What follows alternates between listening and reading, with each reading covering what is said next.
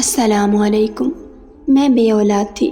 شوہر اپنی بہن کا بیٹا اپنے گھر لے آیا کیونکہ وہ یتیم تھا۔ شوہر بیرون ملک رہتے تھے اور میں اور نند کا بیٹا اکیلے گھر میں۔ ایک دن ڈاکٹر نے کہا میں حاملہ ہوں۔ میں نے اپنے کمرے میں کیمرہ لگوا دیا۔ صبح اٹھ کر کیمرے میں دیکھا تو قدموں تلے سے زمین نکل گئی کیونکہ نند کے بیٹے نے۔ میرے شوہر بیرون ملک میں نوکری کرتے تھے اور میں پاکستان میں اکیلی رہتی تھی۔ مجھے تنہائی کا احساس ہرگز نہ ہوتا۔ اگر میری کوئی اولاد ہوتی۔ میری شادی کو 6 سال بیت گئے تھے لیکن میں اولاد کی نعمت سے محروم تھی۔ اس بار کامران بیرون ملک سے لوٹ کر آئے تو کچھ ہی دن بعد ہمارے ساتھ ایک ایسا سانحہ پیش آیا کہ جس نے ہماری سوجھ بوجھ ہی گم کر دی۔ میرے میاں کی ایک ہی بہن تھی جو ان سے بڑی تھی۔ اس کی شادی میری شادی سے 8 سال پہلے ہوئی تھی۔ اس کا بس ایک ہی بیٹا تھا جو 14 برس کا تھا۔ میرے میاں کی پاکستان میں آمد کا سن کر وہ ہم سے ملنے اپنے گاؤں سے بائی روڈ پنڈی آ رہی تھی کہ اچانک سے اس کی گاڑی حادثے کا شکار ہو گئی۔ یہ خبر ایسی تھی کہ ہم پر قیامت بن کر ٹوٹی۔ جب تک ہم لوگ ہاسپٹل میں پہنچے میری نند اور نندوئی وفات پا چکے تھے۔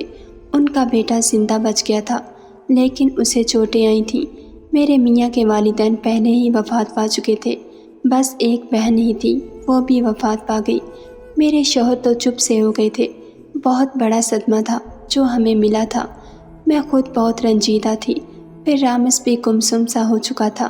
اس بیچارے کے تو ماں باپ دونوں ہی اس سے ہمیشہ کے لیے بچھڑ گئے تھے۔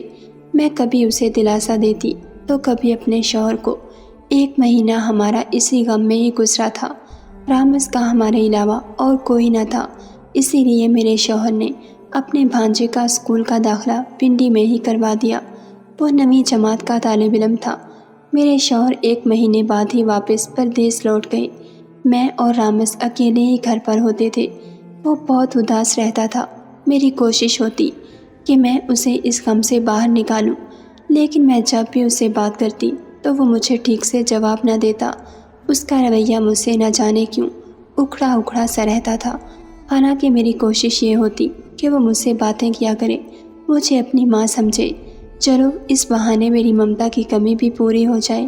لیکن رامس تو مجھ سے سیدھے منہ بات تک نہیں کرتا تھا۔ جب وہ مجھ سے کھنچا کھنچا رہتا تو میں نے بھی اس سے بات کرنا چھوڑ دی تھی۔ ایک بار میں اس کے کمرے میں اسے کھانے کا پوچھنے گئی تو وہ فون پر کسی سے بات کر رہا تھا۔ مجھے دیکھ کر اس نے فوراً سے فون بند کر دیا۔ جب میں نے پوچھا کہ تم کس سے بات کر رہے تھے تو کہنے لگا اپنے دوست سے۔ وہ یوں گھبرا رہا تھا جیسے میں نے اس کی کوئی چوری پکڑ لی ہو۔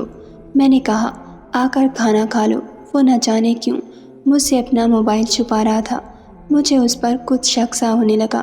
میں اب اس کی ٹوہ میں لگ گئی تھی لیکن مجھے نہیں معلوم تھا کہ میرا یہ اقدام مجھے ایک بہت بڑی مصیبت میں ڈال دے گا۔ میں نے رات کو رامس کے کمرے میں گئی۔ وہ سو رہا تھا۔ اس کا موبائل آن کر کے دیکھا تو میری آنکھیں حیرت سے پھٹی سی رہ گئیں۔ وہاں غیر اخلاقی قسم کی تصاویر اور ویڈیوز تھیں جو شاید وہ دیکھتا تھا۔ مجھے یہ جان کر بڑا افسوس سا ہوا تھا۔ اس پر غصہ بھی بہت آیا کہ اسے شرم نہیں آتی یہ سب دیکھتے ہوئے۔ میں نے اس کا موبائل لیا اور اپنے کمرے میں رکھ لیا۔ اگلے روز رامس خاصا پریشان تھا، شاید اپنا موبائل ڈھونڈ رہا تھا۔ شام کو مجھ سے پوچھنے لگا آپ نے میرا موبائل کہیں دیکھا ہے؟ یہ سن کر تو میں نے اسے بری طرح ڈانٹ دیا۔ میں نے کہا تمہارا موبائل میرے پاس ہے اور جس قسم کی تم ویڈیوز اور تصاویر دیکھتے ہو بھول جاؤ کہ میں تمہیں موبائل دوں گی۔ میرے سخت لہجے پر وہ مجھے قہر بھری نظروں سے دیکھنے لگا۔ میں نے اسے مزید ڈانٹ دیا کہ اگر تم باز نہ آئے تو میں تمہاری شکایت تمہارے ماموں سے لگا دوں گی۔ وہ مجھ سے منہ سے کچھ نہیں بولا لیکن مجھے جن نظروں سے دیکھ رہا تھا لگتا تھا کہ مار ہی ڈالے گا۔ وہ مجھے آنکھیں پھاڑے گھور رہا تھا۔ بڑا بے خوف سا انداز تھا اس کا۔ میں کچھ تذبذب کا شکار ہو گئی تھی لیکن میں نے اس کے سامنے ظاہر نہ کیا۔ وہ خاموشی سے اپنے کمرے میں چلا گیا۔ اب تو اس نے ایک نیا تماشا سا پکڑ لیا تھا۔ رات کے کھانے کے بعد وہ گھر سے باہر چلا جاتا اور پھر رات کو دیر سے گھر آتا۔ جب میں وجہ پوچھتی تو بنا جواب دیے ہی اپنے کمرے سے باہر چلا جاتا۔ مجھے اس کے انتظار میں دیر تک جاگنا پڑتا تھا۔ بات یہیں تک محدود نہ تھی۔ وہ تو مجھے حد درجہ پریشان کرنے لگا تھا۔ صبح اسکول جاتے ہوئے اپنا پورا کمرہ بکھیر کر جاتا، ہر وقت کوئی نہ کوئی بکھیرا میرے لیے ڈالے رکھتا۔ میں کھانا بناتی تو وہ ہر کھانے میں نقص نکالتا، کہتا عجیب سا بنا ہے، مجھے یہ اچھا نہیں لگتا، مجھے کچھ اور بنا کر دے۔ میں تو اس کی حرکتوں سے زچ ہو گئی تھی۔ میں اگر کبھی اسے بازار جانے کا کہہ دیتی کہ سودا سلف لا دو، صاف انکار کر دیتا کہ میں نہیں جاؤں گا۔ میں تو رامز کی حرکتوں سے تنگ سی آ گئی تھی۔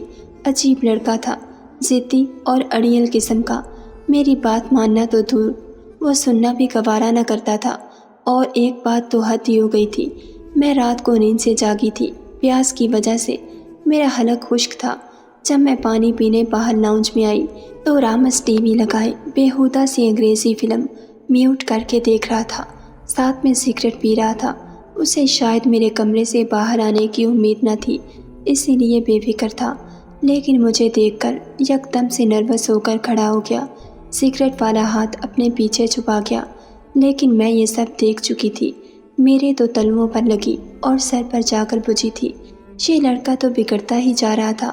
میں اس کے پاس بڑے غصے سے آئی تھی۔ میں نے کہا، اپنا ہاتھ آگے کرو، کیا ہے تمہارے ہاتھ میں؟ وہ بھی گونگا بنا ٹھیٹھوں کی طرح مجھے گھور رہا تھا۔ میں نے ایک زوردار تھپڑ اس کے منہ پر دے مارا اور اس کا ہاتھ پکڑ کر سگریٹ چھین کر زمین پر پھینک کر بجھا دی، پھر ریموٹ سے ٹی وی آف کیا۔ لیکن مجھ پر تو حیرت کا پہاڑ ہی ٹوٹ پڑا جب رامز نے مجھے دونوں بازوؤں سے پکڑ لیا اور غصے سے سرخ ہوتی آنکھوں سے بولا، آئندہ اگر مجھ پر ہاتھ اٹھایا تو بہت برا پیش آؤں گا تمہارے ساتھ۔ میں تو رامز کو دیکھ کر حیرت کے سمندر میں غوطہ زن ہوئی تھی۔ اس قدر بد لحاظ اور بدتمیز لڑکا تھا وہ۔ مجھے بڑے غصے سے یہ بول کر وہ اپنے کمرے میں چلا گیا۔ میں اس قدر غصے میں تھی کہ ضبط کرنے سے میرے آنسو بہنے لگے تھے۔ میں تو اسے بیٹا سمجھ کر اس کے سارے کام کر رہی تھی، اسے کسی چیز کی کمی نہ ہونے دی تھی۔ پنڈی کے سب سے اچھے اسکول اسے داخل کروایا تھا، اس کی ہر فرمائش پوری کی، لیکن اس لڑکے کی تو اکڑ ہی ختم نہ ہو رہی تھی۔ میں نے اپنے کمرے میں آ کر کامران سے فون پر بات کی۔ میں نے رامز کی ساری حرکتیں، بدتمیزیاں اسے بتا دیں۔ وہ کہنے لگے، تم میری کل اس سے بات کروا دینا۔ میں نے کہا کہ اگر رامز نے یہی رویہ رکھنا ہے تو اس کا انتظام کہیں اور کروا دیں۔ کامران نے کہا کہ وہ اسے خود سمجھائیں گے اور مجھ پر بھی غصہ ہونے لگے کہ میں دوبارہ یہ بات سوچوں بھی نہ کہ وہ رامز کو کبھی الگ کریں گے۔ میں نے سوچا کہ اپنا بھانجا ہے تو کامران اسی کا ساتھ دیں گے۔ میں نے کہا، آپ اسے سمجھائیں کہ وہ دوبارہ مجھ سے بدتمیزی نہ کرے۔ اگلے روز میں نے کامران کو فون کیا اور رامز کے کمرے میں آ گئی۔ وہ بیڈ پر ہی بیٹھا تھا، مجھے غصے سے کھولنے لگا۔ میں نے فون اس کے ہاتھ میں دیا اور کہا کہ کرو اپنے ماموں سے بات۔ یہ کہہ کر میں اس کے کمرے سے باہر آ گئی، کچن میں جا کر کھانا بنانے لگی۔ 15-20 منٹ بعد وہ کچن میں آیا تھا۔ میرا فون میرے سامنے شیلف پر رکھ دیا۔ اس کی آنکھیں اب بھی لال تھیں، ناک بھی لال تھی، آنکھوں میں نمی بھی تھی۔ ایسا لگ رہا تھا کہ خوب رویا ہو۔ میں نے دل میں سوچا کہ رو دھو کر اس نے کامران سے میری ہی برائیاں کی ہوں گی اور کامران کو بھی اب یہی سچا لگے گا۔ لیکن مجھے حیرت اس وقت ہوئی جب وہ دھیمے لہجے میں بولا کہ ممانی مجھے معاف کر دیں، میں آئندہ آپ کے ساتھ بدتمیزی نہیں کروں گا، آئی ایم سوری۔ یہ کہہ کر وہ کچن سے باہر نکل گیا۔ کچھ دیر تو میں اسے حیرت اور تعجب سے دیکھنے لگی۔ مجھے تو اپنے کانوں پر یقین نہیں آ رہا تھا کہ رامز مجھ سے ایکسکیوز کرے گا۔ میں نے کھانا بنا کر ٹیبل پر رکھ دیا۔ رامز نے بڑی تمیز سے کھانا کھایا تھا اور کھانے کے بعد اپنے برتن کچن میں لے جا کر خود دھونے لگا۔ میں تو پریشان سی ہو گئی۔ ایسا بھی کامران نے اسے کیا کہہ دیا تھا کہ وہ ایک دم تیر کی مانند سیدھا ہو گیا تھا؟ دوسری حیرت کا جھٹکا مجھے اس وقت لگا جب شام کے وقت وہ مجھ سے پوچھنے لگا کہ ممانی میں بازار جا رہا ہوں، کچھ منگوانا ہے تو مجھے بتا دیں۔ مجھے خوشگوار سی حیرت ہوئی تھی کہ اچھا ہے جو وہ سدھر گیا۔ میں نے رات کو اس کی پسند کی بریانی بنائی تاکہ اس کا موڈ بھی ٹھیک ہو جائے۔ مجھے کون سا اس سے عداوت تھی، میں تو بس یہ چاہتی تھی کہ وہ الٹے سیدھے نشے اور غلط کاری کا شکار نہ ہو جائے۔ اب رامز میرے ساتھ ہلکی پھلکی بات بھی کر لیتا تھا۔ اگر اسے کسی سبجیکٹ میں مشکل ہوتی تو مجھ سے پوچھ بھی لیتا۔ میرا رویہ بھی اس کے ساتھ بہتر ہوتا چلا گیا۔ سب کچھ ٹھیک چل رہا تھا کہ جب رات کو میرے لیے ایک روز جوس لے کر آیا تھا۔ کہنے لگا، میں یہ آپ کے لیے لایا ہوں، آپ پئیں گی تو مجھے اچھا لگے گا۔ میں نے بھی خوش دلی کا مظاہرہ کیا اور وہ جوس پی لیا۔ چونکہ وہ جوس میں نے سونے سے کچھ ہی دیر پہلے پیا تھا، اسی لیے میں لیٹ کر سو گئی۔ صبح جب میری آنکھ کھلی تو 9 بج رہے تھے۔ مجھے خود پر حیرت ہوئی تھی، میں کیسے اتنی دیر سو گئی۔ پھر مجھے خیال آنے لگا کہ رامز تو تب تک اسکول کے لیے نہیں جاگتا جب تک میں اسے نہ اٹھا دوں۔ اسی لیے میں اس کے کمرے میں چلی گئی، لیکن وہ کمرے میں نہیں تھا۔ اس کا اسکول بیگ بھی وہاں موجود نہیں تھا۔ کمرے کے بکھرے حلیے سے لگ رہا تھا کہ وہ اسکول جا چکا ہے۔ میں نے شکر کیا کہ چلو یہ لڑکا کچھ تو ذمہ دار ہوا۔ لیکن آج جب وہ اسکول سے واپس آیا تو بڑے خوشگوار موڈ میں تھا۔ کھانے کے دوران مجھ سے باتیں بھی کرنے لگا۔ نہ جانے کیوں وہ مجھے دیکھ دیکھ کر مسکرا رہا تھا۔ جب میں نے اس سے وجہ پوچھی تو وہ کہنے لگا، آپ آج بہت اچھی لگ رہی ہیں۔ مجھے اس کی بات سن کر کچھ حیرت سی ہوئی تھی۔ آج تک تو اس نے کبھی میری یوں تعریف نہ کی تھی۔ میں نے کہا، خیر تو ہے، میں تمہیں کیوں اچھی لگنے لگی؟ تمہیں تو مجھ پر بہت سے اعتراضات ہوتے تھے۔ میری بات سن کر وہ ہنسنے لگا، کہنے لگا، بس ایسے ہی، تب آپ اچھی نہیں لگتی تھیں، لیکن اب بہت زیادہ اچھی لگنے لگی ہیں۔ میں نے بات مذاق میں ڈال دی تھی، لیکن اب نہ جانے کیوں مجھے رامز کی نظریں کچھ چبھنے لگی تھیں۔ نہ جانے اسے ہو کیا گیا تھا، وہ مجھے ٹک باندھے دیکھنے لگا تھا۔ میں پہلے تو اس کی نظروں کو نظر انداز کرتی رہی، کیونکہ اب وہ پہلے کی طرح مجھ سے بدتمیزی نہیں کرتا تھا۔ بظاہر تو اس کا رویہ میرے ساتھ بالکل ٹھیک تھا، لیکن اب اس کی نظریں میرے وجود پر سفر کرتی تھیں۔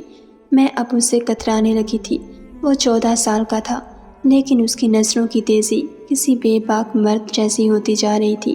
ایک بار ہم رات کا ڈنر کر رہے تھے، جب وہ کھانا کھاتے ہوئے مسلسل مجھے دیکھ رہا تھا۔ پھر مجھ سے کہنے لگا کہ کامران ماموں کو آپ مس تو بہت کرتی ہوں گی۔ میں نے کہا، ہاں، مجھے وہ بہت یاد آتے ہیں۔ پھر وہ مجھ سے کہنے لگا، ظاہر سی بات ہے، شوہر کے بغیر 1 سال گزارنا بڑا مشکل سا امر ہے۔ کہاں آپ کا گزارا ہوتا ہوگا؟ یہ سن کر تو میں چونک سی گئی تھی۔ اس نے عجیب قسم کی بات کی تھی۔ میں نے کوئی جواب نہ دیا۔ پھر مجھے کہنے لگا، آپ کے بال بہت لمبے اور خوبصورت ہیں۔ اس کی تعریف مجھے بہت بری سی لگی تھی۔ میں نے اسے فوراً سے ٹوک دیا۔ میں نے کہا، چپ چاپ کھانا کھاؤ، بے فضول مت بولا کرو۔ وہ ہنستے ہوئے مجھے دیکھنے لگا۔ ایک بار میں کچن میں شام کی چائے بنا رہی تھی کہ اس نے عقب سے میرے گلے میں باہیں ڈال دی۔ میں تو اچنبھے میں آ گئی تھی۔ میں نے اسے پلٹ کر دیکھا تو وہ مسکرا رہا تھا۔ کہنے لگا، میں نے آپ کو ڈرا دیا۔ پھر ہنسنے لگا۔ میں نے کہا، یہ کیا بدتمیزی تھی؟ کہنے لگا، یہ بدتمیزی نہیں تھی، مجھے آپ پر پیار آ رہا تھا۔ آخر آپ میرے مہمانی جو ہیں، اس لیے۔ میں نے کہا، تم ذرا مجھ سے فاصلے پر ہی رہا کرو۔ نہ جانے کیوں میں اب اس کی نظروں سے بدحواس سی ہونے لگی تھی۔ وہ کہنے لگا، میں آپ کے لیے چاکلیٹ لایا ہوں۔ پھر اس نے جیب سے ایک چاکلیٹ نکال کر مجھے خود اپنے ہاتھ سے کھلانے لگا۔ وہ چاکلیٹ بڑی بدمزہ سی تھی، چونکہ وہ میرے منہ میں ڈال چکا تھا، اسی لیے مجھے کھانی پڑی۔ لیکن اسے کھاتے ہی آدھے گھنٹے بعد میرا سر چکرانے لگا۔ میں اپنے کمرے میں چلی گئی۔ میرا سر کا چکر شدید ہونے لگے تھے۔ میں وہیں لیٹ کر سو گئی۔ لیکن صبح جب میری آنکھ کھلی تو میرے ہوش ہی اڑ گئے تھے۔ رامز میرے برابر میں سو رہا تھا۔ وہ یہاں کیوں آیا تھا اور میرے ساتھ سویا کیوں؟ میں تو بری طرح سے پریشان تھی۔ میں نے اسے جگا دیا تو وہ ہڑبڑا کر اٹھ بیٹھا۔ میں نے کہا، تم میرے کمرے میں کیا کر رہے تھے؟ وہ بہت مطمئن سا تھا۔ کہنے لگا، مجھے اپنے کمرے میں خوف محسوس ہو رہا تھا، اسی لیے میں یہاں آ کر سو گیا۔ میں اس کی بات سن کر آگ بگولا سی ہو گئی۔ میں نے کہا، تم ہوتے کون ہو میرے پاس لیٹ کر سونے والے؟ وہ کہنے لگا، میں بچہ ہی تو ہوں، ڈر لگ رہا تھا مومانی، اسی لیے آپ کے پاس آ گیا۔ وہ چہرے پر معصومیت سجائے بولا۔ میں اسے کیا جواب دیتی؟ 1 ماہ بعد میری طبیعت بہت خراب سی ہونے لگی۔ میں جب ڈاکٹر کے پاس گئی تو جو خبر اس نے مجھے سنائی، میں چکرا کر رہ گئی تھی۔ میں پریگننٹ تھی۔ یہ سن کر میرے ہوش و حواس گم ہو گئے تھے۔ میں رونے لگی تھی۔ مجھے 100% یقین تھا کہ یہ سب رامز نے ہی کیا ہے، کیونکہ وہی مجھے کچھ ایسی چیزیں کھلاتا تھا جس کے بعد میں سو جاتی تھی۔ میرا جی چاہا کہ میں رامز کو جان سے مار ڈالوں۔ یہ کیا کیا تھا اس نے میرے ساتھ؟ मैं शपथ नहीं कर पा रही थी। क्लिनिक से बाहर निकलकर मैं अपने गिरते आंसुओं को रोक नहीं पाई थी। मुझे लगा किसी ने मुझे अंधेरी खाई में फेंक दिया है। मुझे उसकी बातें याद आने लगी थी कि मोमानी, आप मुझे अच्छी लगने लगी हैं, मुझे आपके बाल बहुत पसंद हैं। मेरे जहन में सच आने लगा था कि जब भी वो मुझे जूस पिलाता था या बाजार से लाकर कोई चीज़ खिलाता था तो मुझे कुछ ही देर बाद नींद आने लगती थी, और जब मैं सुबह उठती मेरे बाल खुले होते थे। लेकिन इस वक्त तो मैंने कभी गौर ही न किया था। मुझे घर के कामों की जल्दी होती थी। शायद वो मुझे नशावर दवा डाल कर देता था, तभी मैं अपने होश में नहीं होती थी। मुझे उसके ज़ुमैनी जुमले याद आने लगे थे जो वो मुझसे वक्तन फवक्तन बोलता रहता था कि आप मामू को बहुत मिस करती हैं, मुझे आपसे मोहब्बत है, आप मुझे अब अच्छी लगने लगी हैं, वगैरह वगैरह। मैं इस वक्त शदीद अज़ियत में मुब्तला थी। उसे ज़रा शर्म न आई। ऐसा घटिया खेल खेलते हुए मैं रोते हुए घर पहुंची थी। लेकिन जब दरवाज़ा खोला तो मैं बुरी तरह से हवास बाख्ता सी हो गई थी। मेरे सामने कामरान खड़े मुस्कुरा रहे थे। कहने लगे, कैसा लगा मेरा सरप्राइज़? मैं क्या जवाब देती? मेरी तो सारी दुनिया जैसे उजड़ चुकी थी, और उसे बर्बाद करने वाला भी मेरे शौहर का सगा भांजा था। मैं अंदर आते ही कामरान के साथ लगकर रोने लगी। वो समझे कि शायद मैं उन्हें अचानक देखकर दिल बर्दाश्ता हो गई हूँ, लेकिन मैं तो अपनी बर्बादी पर आंसू बहा रही थी। वो मुझे दिलासा देने लगे, बस भी करें मोमानी, कुछ तो शर्म करें, आप अकेली थोड़ी हैं, मैं भी तो यहीं मौजूद हूँ, मेरा ही कुछ लिहाज रख लें। मैं कामरान के साथ लगी सिसक रही थी जब मेरे कानों में रामस की शोख आवाज़ पड़ी। मैंने बरजस्ता पलट कर देखा तो वो हंस रहा था। मेरा जी तो ये चाहा कि उसका मुंह नोच लूँ, उसका गला दबाकर उसे जान से ही मार डालूं। अगर कामरान आज वापस न आते तो मैं उसे सचमुच मार ही डालती। उस कमीने ने क्या घटियापन का मुजाहरा किया था मेरे साथ। मैं बड़े ज़बत से गुजर रही थी। रात को जब कामरान सो गए तो मैं अपने कमरे से बाहर निकलकर रामस के कमरे में आ गई। वो अब भी मोबाइल देख रहा था और उसे देखने में इतना गुम था कि इर्द गिर्द से बिल्कुल गाफिल था। मैं उसके पास पहुंची तो अब भी वो ऐसी ही बेहुदा वीडियो देख रहा था।